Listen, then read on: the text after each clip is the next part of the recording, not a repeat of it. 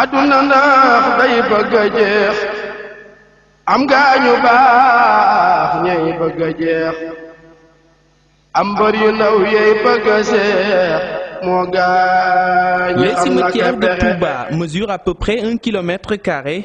Entre 25 et 125 personnes y sont inhumées chaque jour.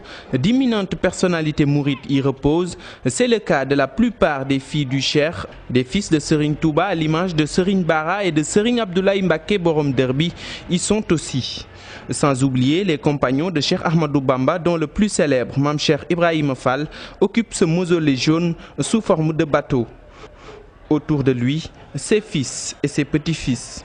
Serigne Massamba, frère cadet de Khadimou Rassoul, Cheikh Issa Diène, Serigne Massamba Diop Sam sont entre autres figures du mouridisme ayant les cimetières de Touba comme dernière demeure. C'est donc naturellement que des milliers et des milliers de pèlerins convergent vers ces cimetières à l'occasion du Grand Magal de Touba, soit pour se recueillir auprès de ces tombes, soit pour formuler des prières à l'endroit de leurs proches enterrés dans ce sanctuaire qui jouxte la grande mosquée de Touba dans sa partie orientale.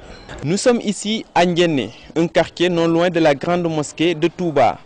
C'est dans ces lieux qu'habite Serigne Abdou Latif Diène. Il est l'actuel khalife de Serigne Issa Diène, un des fidèles compagnons de Cheikh Ahmadou Bamba, fondateur du mouridisme.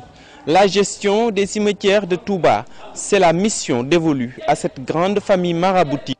Selon celui qui dirige aujourd'hui la famille de Cheikh Issa Diène, tout est parti d'un geste du deuxième khalife général des Mourides, El Hadj Falilou Mbacké. Sëñ Fallou moom at mi sama baay jógee di 1948 bañ ko fi indee foofee ñu ko denc moom Cheikh Issa.